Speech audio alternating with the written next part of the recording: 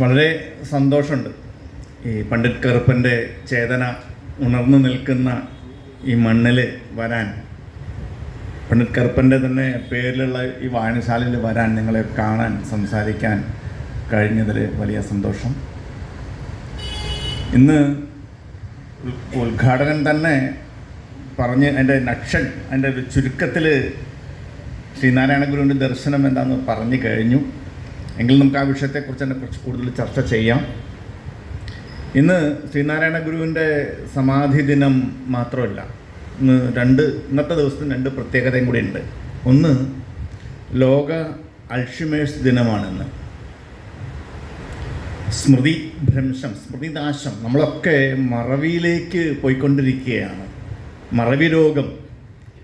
മറവി രോഗത്തെക്കുറിച്ച് നമ്മളെ ഓർമ്മിപ്പിക്കുന്ന ഒരു ദിവസം കൂടിയാണ് ലോക അൾഷിമേഴ്സ് ദിനമാണെന്ന്. അപ്പോൾ നമ്മൾ ഇപ്പം സ്വാഗതം പറഞ്ഞ ആൾ മുതൽ നമ്മൾ ഓർമ്മകൾ നമുക്കുണ്ടായിരിക്കണം. ഓർമ്മകൾ നശിക്കുന്ന ഒരു കാലത്ത് അൾഷിമേഴ്സ് ദിനത്തിൽ നമ്മൾ നിന്ന് സംസാരിക്കുമ്പോൾ ഓർമ്മകൾ ഉണ്ടായിരിക്കണം, ചരിത്രബോധമുണ്ടായിരിക്കണം. ഗുരു ആരായിരുന്നു, എന്തായിരുന്നു, എന്തിനായിരുന്നു പ്രവർത്തിച്ചത് എന്നുള്ള കൃത്യമായ ധാരണ നമുക്കുണ്ടായിരിക്കണം. ഇത് നിങ്ങളോട് പറയേണ്ട ആവശ്യമില്ല. കാരണം ഒരു നാട് ചരിത്രം രചിക്കുന്നു എന്ന് ശരിക്കും ഏതോ ഒരു പണ്ഡിതനല്ല, ഒരു ലൈബ്രറിയിൽ ഇരുന്നൊരു പണ്ഡിതനല്ല ചരിത്രം രചിക്കുന്നത്, ഒരു നാട് തന്നെയാണ് ചരിത്രം രചിക്കുന്നത് എന്ന് അരങ്ങുകളിൽ തെളിയിച്ച ഒരു നാടാണിത്. നിങ്ങളോട് പ്രത്യേകിച്ച് പറയേണ്ടതില്ല. തീർച്ചയായിട്ടും ഇന്നത്തെ ദിവസം നമ്മളെ ഓർമ്മിപ്പിക്കുന്ന ഓർമ്മകൾ ഉണ്ടായിരിക്കണം എന്ന് ഉള്ള ഒരു വാചകം ഞാൻ പറയാണ്. കടമനിട്ട പറയുമല്ലോ, നിങ്ങളോർക്കുക നിങ്ങളെങ്ങനെ നിങ്ങളായെന്ന്. നമ്മൾ മറക്കാൻ പാടില്ലാത്തതാണ്. നിങ്ങൾ ആലോചിച്ചോണ്ട് നമ്മളിങ്ങനെ സൊക്കോൾഡ് നാനാജാതി മതസ്ഥർ, പല വേഷവും ഭാഷയും, അല്ലെങ്കിൽ പല സ്ത്രീകളും പുരുഷന്മാരും ഇങ്ങനെ ഒന്ന് ചേർന്ന് ഇരിക്കാൻ പറ്റുന്ന ഒരു നാടായിരുന്നില്ല ഒരു 100 കൊല്ലം മുമ്പ്. ആ 100 കൊല്ലത്തിൽ നിന്ന് ഇപ്പുറം നമ്മളിങ്ങനെ ഇരിക്കുമ്പോൾ, ആണും പെണ്ണും അല്ലെങ്കിൽ വ്യത്യസ്ത ജാതി വിശ്വാസമുള്ള ആൾക്കാരും ഒരുമിച്ചിരിക്കുമ്പോൾ നമ്മൾ മറന്നുകൂടാ ഒരു 100 കൊല്ലം മുമ്പ് നമ്മൾ എങ്ങനെയായിരുന്നു, നമ്മുടെ നാട് എങ്ങനെയായിരുന്നു, നമ്മുടെ മുത്തശ്ശനും മുത്തശ്ശിമാരും അമ്മൂമ്മമാരും ഒക്കെ എങ്ങനെയായിരുന്നു ജീവിച്ചിരുന്നത്. ഓർമ്മകൾ ഉണ്ടായിരിക്കണം തീർച്ചയായിട്ടും. മറ്റൊരു, ഇന്ന് ലോക സമാധാനത്തിൻ്റെ ദിനമാണ്, വേൾഡ് പീസ് ഡേ ആണ്. ഒരുപക്ഷെ നമ്മളിന്ന് ഓർമ്മപ്പെടുത്തുന്നത് ശ്രീനാരായണ ഗുരുവിൻ്റെ ദർശനം, ജീവിത ദർശനത്തെ ഓർമ്മപ്പെടുത്തുമ്പോൾ ആ ഒരു ദർശനവും ആ ഒരു സന്ദേശം തന്നെയാണ് ഒരുപക്ഷെ നാളത്തെ കുറെ കൂടി നല്ല ഒരു നാളെ, സമാധാനപൂർണമായൊരു നാളെ നമുക്ക് ഉണ്ടാക്കി തരിക എന്ന് വിശ്വസിക്കുന്ന ഒരാളാണ് ഞാൻ. അതുകൊണ്ട് ഇന്ന് ലോക സമാധാനത്തിൻ്റെ ദിനമാണ് എന്നുള്ളത് കൂടി ഒരു നിമിത്തമാണ് എന്ന് ഞാൻ കരുതുന്നു. ഉദ്ഘാടകനൊക്കെ പറഞ്ഞ പോലെ എൻ്റെ അഭിപ്രായങ്ങൾ ചിലപ്പോൾ നിങ്ങൾ പറയുന്ന അഭിപ്രായങ്ങളിൽ നിന്നും വ്യത്യസ്തമായിരിക്കാം. വ്യത്യസ്തമായ അഭിപ്രായങ്ങൾ പറയുമ്പോൾ പോലും ഗുരു പറഞ്ഞ പോലെ നമുക്ക് വാദിച്ച് ജയിക്കലല്ല പ്രധാനം. നമുക്ക് മനസ്സ് തുറന്ന് ഹൃദയത്തിൻ്റെ ഭാഷയിൽ സംവദിക്കാം. വിവാദങ്ങളോ തർക്കങ്ങളോ അല്ല, മനസ്സുകൊണ്ട് തുറന്ന് സംസാരിക്കുക. ജയിക്കലോ വാദിക്കലോ അല്ല, പരസ്പരം ആശയങ്ങൾ പങ്കുവച്ച് അറിവിൻ്റെ തലം നമുക്ക് വിപുലീകരിക്കാം എന്ന് മാത്രമേ ഞാൻ ഉദ്ദേശിക്കുന്നുള്ളൂ. എൻ്റെ ഞാൻ വായിച്ച ചില കാര്യങ്ങൾ, ഞാൻ മനസ്സിലാക്കിയ ഗുരുവിനെ ഞാൻ നിങ്ങളുടെ മുമ്പിൽ അവതരിപ്പിക്കാം എന്ന് വിചാരിക്കുന്നു. നിങ്ങൾക്ക് തീർച്ചയായിട്ടും വിയോജിക്കാനുള്ള സ്വാതന്ത്ര്യം ഉണ്ട്.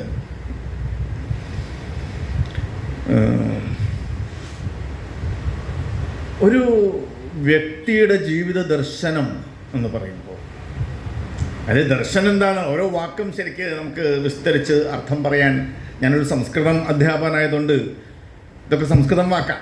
അതുകൊണ്ട് എന്താണ് ദർശനം എന്നൊക്കെ പറഞ്ഞാൽ അതെന്നെ കുറേ സമയം പിടിക്കും. ഞാൻ അത്ര വിസ്തരിക്കുന്നൊന്നുമില്ല. എങ്കിലും ദർശനം എന്നുള്ളത് ഒരു ചിന്തയുടെ ഫലമായിട്ടുണ്ടാകുന്നതാണ്.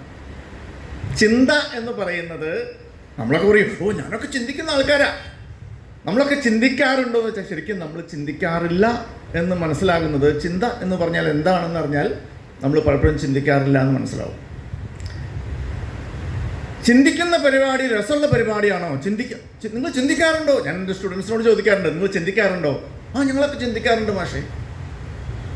ഞാനിന്ന് കാലത്ത് എന്താ കഴിച്ചത്? 3 ഇഡ്ഡലിയാണ്. ഇന്നലെ കഞ്ഞിയായിരുന്നു. ഇത് ചിന്തയാണ്, ചിന്തയല്ല അത്. ഇത് ഓർമ്മ എന്ന് പറയാം. ചിന്ത എന്ന് പറയുന്നത്, ഓർമ്മ എന്ന് പറയുന്നത്, സ്മൃതി എന്ന് പറയുന്നത് ഭൂതകാലമായിട്ട് ബന്ധപ്പെട്ടതാണെങ്കിൽ ചിന്ത എന്നുള്ളത് വർത്തമാനകാലമായിട്ടും ഭാവി കാലവുമായിട്ടും ബന്ധപ്പെട്ടതാണ്. ചിന്തിക്കുക എന്നുള്ളത് സുഖകരമായൊരു പരിപാടിയല്ല, അസ്വസ്ഥത ഉണ്ടാക്കുന്ന ഒരു പരിപാടിയാണ് ചിന്ത. നമ്മൾ തീയിലൂടെ നടക്കുന്ന പോലെ തപിക്കലാണ്. തപസ് എന്നൊക്കെ പറയില്ലേ, പണ്ട് ആൾക്കാർ തപസ് ചെയ്തിരുന്നു. ചിന്തിക്കലാണ് തപസ്. മനസ്സങ്ങനെ ചുട്ടുപൊള്ളും. ഒരു പ്രശ്നമുണ്ടാകുമ്പോഴേ ചിന്തയുണ്ടാവുള്ളൂ. ഒരു പ്രശ്നവുമില്ലാത്ത ആൾക്കാർക്ക് ചിന്ത ഉണ്ടാവില്ല. ഒരു പ്രശ്നം ഉണ്ടാകുമ്പോൾ ആ പ്രശ്നത്തെ എങ്ങനെ മറികടക്കണം എന്നുള്ള വളരെ പ്രായോഗികമായൊരു പരിഹാരം ആലോചിച്ചുള്ള വേവലാതിയെയാണ് നമ്മൾ ചിന്ത എന്ന് വിളിക്കുക. ചിന്ത എന്ന് പറയുന്നത് അന്വേഷണമാണ്. എന്താണ് ഈ പ്രശ്നത്തിൻ്റെ പരിഹാരം എന്ത്, ഈ പ്രശ്നത്തിൻ്റെ പരിഹാരം എന്ത് എന്നുള്ള ആലോചനകളാണ്. അതിനെ ചിന്ത അത്ര സുഖകരമായ പരിപാടിയല്ല. അങ്ങനൊരു പ്രശ്നമുണ്ടാകുമ്പോൾ ചിന്തയുണ്ടാവും. ആ ചിന്തയെ, ഒരു പ്രശ്നത്തിന് പരിഹാരം നമ്മൾ കണ്ടെത്തുമ്പോഴാണ് ചിന്ത അവസാനിക്കും, ആനന്ദകരമായ ഒരു ദർശനം ഉണ്ടാകുന്നു എന്ന് പറയുന്നത് അപ്പോഴാണ്, ഒരു ഉത്തരം കിട്ടുമ്പോഴാണ്. ചിന്തിക്കുക എന്നുള്ള ചോദ്യം ചോദിക്കലാണെങ്കിൽ അതിന് ഉത്തരമാണ് ദർശനം എന്ന് പറയാം.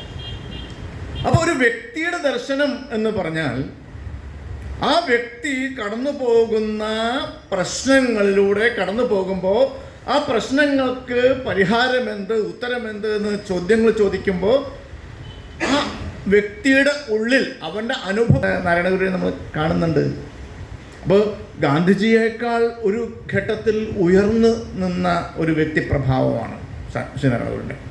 അത് മനുഷ്യനെ മനുഷ്യനായി കണ്ടതുകൊണ്ടാണ്. മനുഷ്യനെ മനുഷ്യനായി കാണാന്ന് പറഞ്ഞാൽ നമ്മൾ ആദ്യം വീണ്ടും ആ വാക്കുകൾ വീണ്ടും നമുക്കൊന്ന് എടുക്കാം. അറിവ്, അൻപ്, അനുകമ്പ, ഈ വാക്കുകൾ നമ്മൾ മറന്നു പോകരുത്. നമുക്കിന്ന് വർത്തമാനകാലത്ത് ഇല്ലാതായിക്കൊണ്ടിരിക്കുന്നത് ഈ വാക്കുകളാണ്. ഈ വാക്കുകളുടെ അർത്ഥമാണ് ചോർന്നു പോയിക്കൊണ്ടിരിക്കുന്നത്. പിന്നെ ശ്രീനാരായണ ഗുരു ഏറ്റവും കൂടുതൽ ഉപയോഗിച്ച മറ്റൊരു വാക്കാണ് സാഹോദര്യം എന്നുള്ളത്. സാഹോദര്യം അത് ഇസ്ലാമിക ദർശനത്തിൽ നിന്നും കടമെടുത്തതാണ് എന്ന് പറയാം. ഒരിക്കലും നബിയെ തന്നെ വലിയ ആളായിട്ട് ശ്രീനാരായണ ഒരു പദ്യത്തിൽ പറയുന്നുണ്ട്. നബിയാണെങ്കിലും ശരി, ഇവിടെ പറഞ്ഞില്ലേ, ക്രിസ്തു ആണെങ്കിലും ശരി, എല്ലാ കാലത്തും ഉണ്ടായ വലിയ ദാർശനികർക്ക്, വലിയ സാമൂഹ്യ നേതാക്കന്മാർക്ക് അവരുടേതായ മെച്ചങ്ങൾ ഉണ്ടായിട്ടുണ്ട്. പക്ഷെ സംഭവിച്ചത് ക്രിസ്തു മതവും ക്രിസ്തുവും രണ്ടും രണ്ടറ്റത്തായി.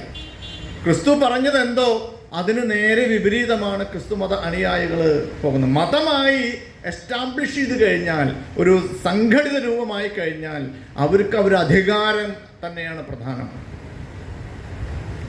ക്രിസ്തു പറഞ്ഞതൊക്കെ വിട്ടു.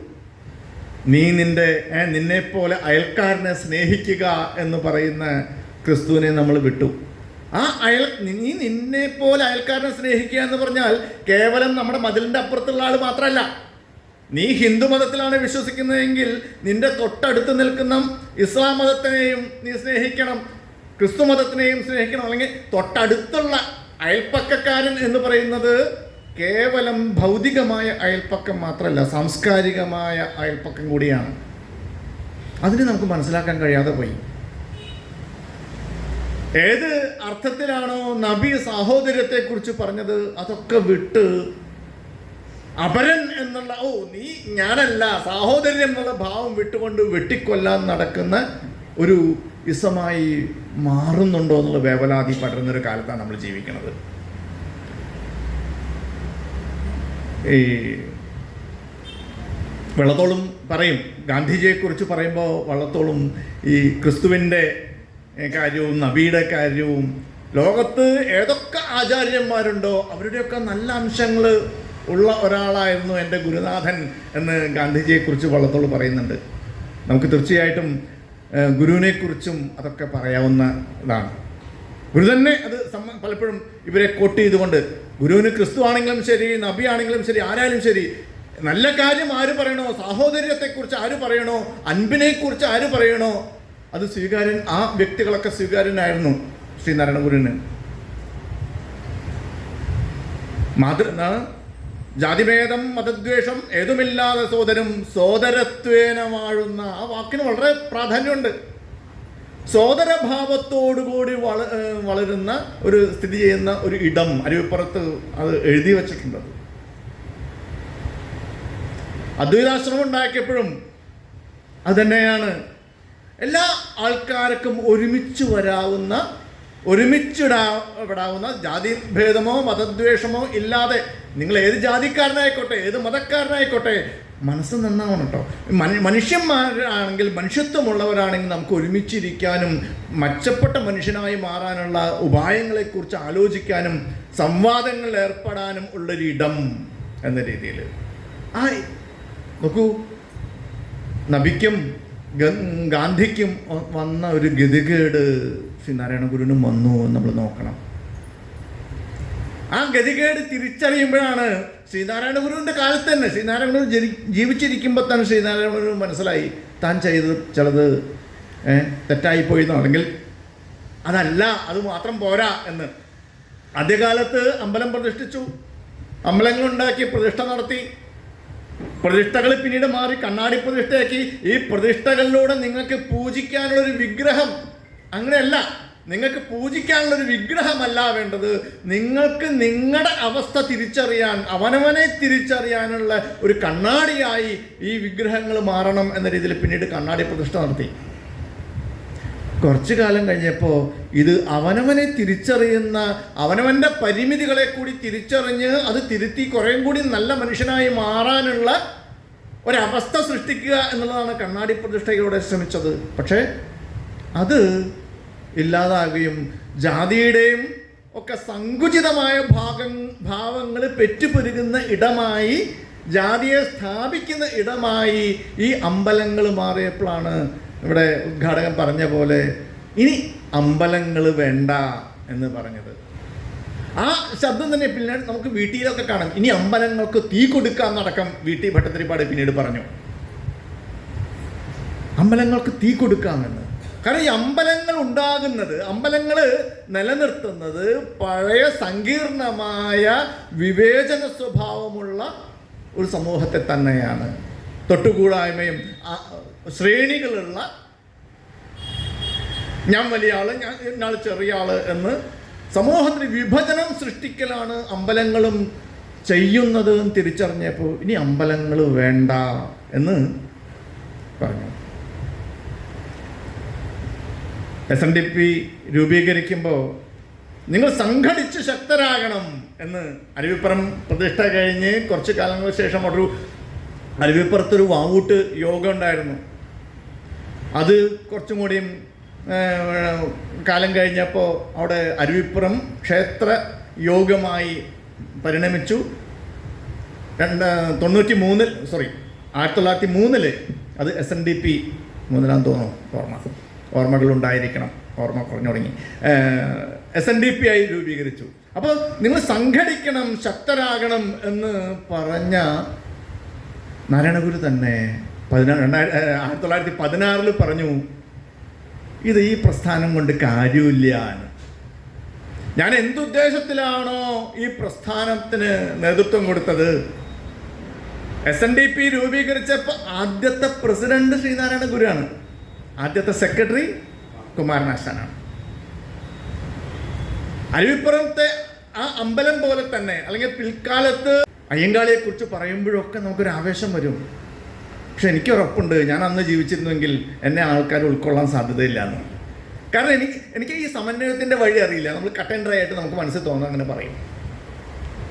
നാരായണ ഗുരു പരമാവധി എല്ലാവരെയും ഒരുമിച്ച് കൊണ്ടുപോകാൻ, സവർണന്മാരെ കുറച്ചൊക്കെ പിണക്കുമെങ്കിലും അവരോട് കലഹിക്കാൻ പോകാറില്ല എന്നുള്ളത് നമ്മൾ അറിയണം. ഒരു സംവാദത്തിൻ്റെ ദർശനം, ഒരു സമന്വയത്തിൻ്റെ ദർശനം നമ്മൾ പൊതുവെ പറയുക ശ്രീനാരായണ ഗുരുവിൻ്റെ ദർശനം എന്ന് പറഞ്ഞാൽ അദ്വൈത വേദാന്തം.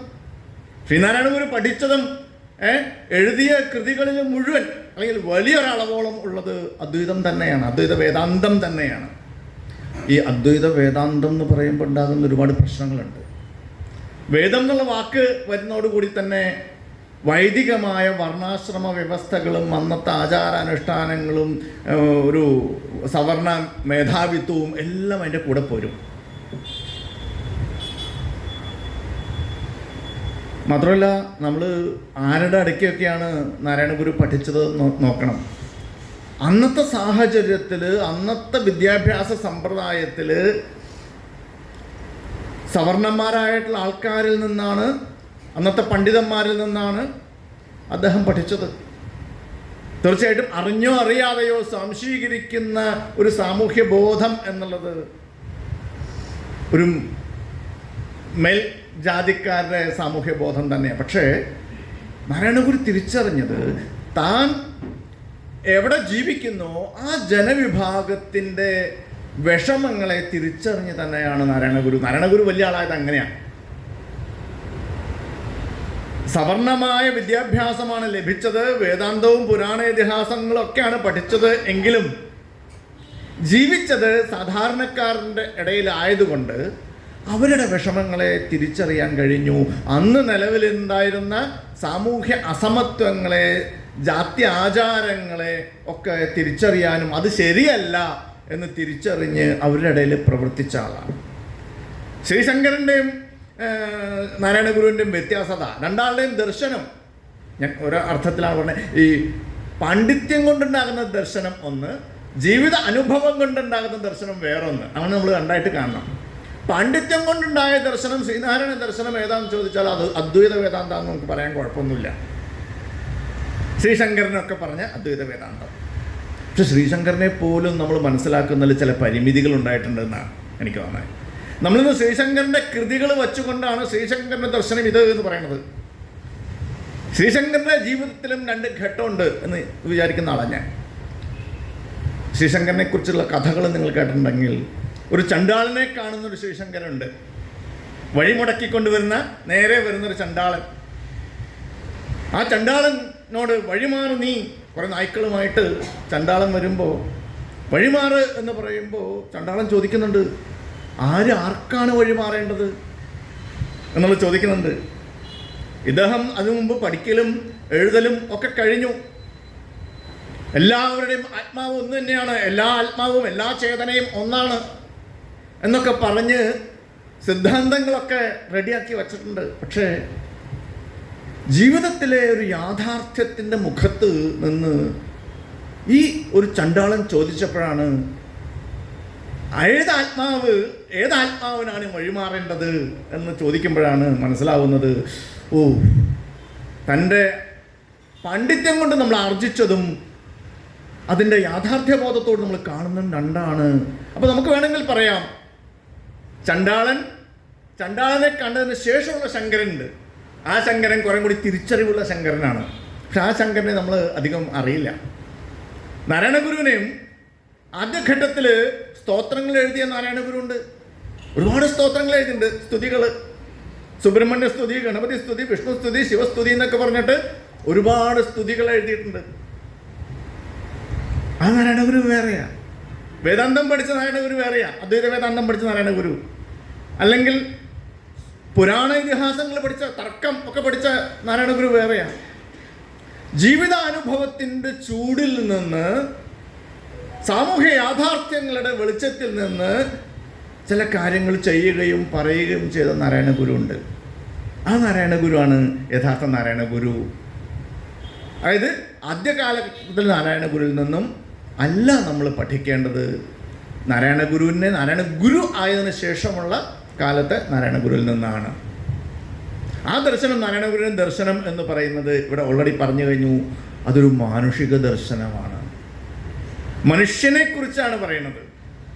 അവിടെ ജാതിയില്ല, മതമില്ല, മറ്റുള്ള അതിർവരമ്പുകളൊന്നുമില്ലാത്ത മനുഷ്യാണാം മനുഷ്യത്വം ഗവാം ഗോത്വം യഥാ പശുക്കൾക്ക് ഗോത്വം ഉള്ള പോലെ, എല്ലാ പശുക്കളുടെയും ഗോത്വം എന്നൊരു ജാതി ഉള്ള പോലെ, നമ്മൾ ചുറ്റും നോക്കിയാൽ ഒരുപാട് മരങ്ങൾ കാണും. പ്ലാവായാലും മാവായാലും തെങ്ങായാലും പുളിയായാലും എല്ലാത്തിനെയും നമ്മൾ മരം എന്ന് വിളിക്കും. മരം എന്നുള്ള ഒരു സസ്യം, ബോട്ടണി എന്നുള്ളൊരു ശാഖയിൽ നമ്മളതിനെ പഠിക്കും. അതേപോലെ നിങ്ങൾ ഏത് ജാതിയിൽ ജനിച്ചു എന്നുള്ളതല്ല. മനുഷ്യൻ്റെ ജാതി ശരിക്കും ഒന്നേ ഉള്ളൂ, മനുഷ്യത്വം. മനുഷ്യത്വമാണ് ജാതി. ആ മനുഷ്യത്വം ഉള്ളവരൊക്കെ മനുഷ്യന്മാർ. അതിൻ്റെ ഉള്ളിൽ പിന്നെ ബ്രാഹ്മണൻ, ക്ഷത്രിയൻ, വൈശ്യൻ, ശൂദ്രനെന്നോ വേറെ ചണ്ടാളെന്നോ അങ്ങനെ ജാതി ഇല്ല. അത് പറയേണ്ടതില്ല, അത് പറയാൻ പാടില്ല. അത് വലിയ അസമത്വമാണ്, തിരിച്ചറിഞ്ഞ ഒരാളാണ്. അപ്പോൾ മനുഷ്യത്വം ഉണ്ടായിരിക്കുക. മതമേതായാലും മനുഷ്യൻ നന്നായാൽ മതി. മനുഷ്യൻ നന്നായില്ലെങ്കിലോ മതമേതായിട്ടും ഒരു കാര്യവുമില്ല. ഞങ്ങൾ വലിയ മതക്കാരാണ് എന്ന് പറഞ്ഞിട്ട് ഒരു കാര്യമില്ല. നിങ്ങളൊരു മനുഷ്യനാണോ? അടിസ്ഥാനപരമായി നിങ്ങൾ മനുഷ്യത്വം ഉണ്ടോ? നിങ്ങൾക്ക് മനുഷ്യത്വം ഉണ്ടായിരിക്കുക എന്നുള്ളതാണ്, മനുഷ്യനാവുക എന്നുള്ളതാണ് വലിയ കാര്യം. ഒരുപക്ഷെ ആ കാലഘട്ടം നാരായണ ഗുരുവിനെ കൊണ്ട് പറയിപ്പിച്ചതാണ്. ആധുനികതയുടെ കാലഘട്ടം. അതുവരെ ഉണ്ടായിരുന്ന ജന്മിത്വ സമ്പ്രദായത്തിൽ, മനുഷ്യത്വം ലവലേശമില്ലാത്ത ജന്മിത്വ സമ്പ്രദായത്തിൽ നിന്നും ഒരു ആധുനിക ലോകം, മുതലാളിത്തത്തിൻ്റെ ഒരു ആധുനിക ലോകം ഉണ്ടായപ്പോൾ, മുതലാളിത്തത്തിൻ്റെ വരവോടുകൂടിയാണ് ആധുനികത എന്ന് നമ്മൾ പറയുന്നത്.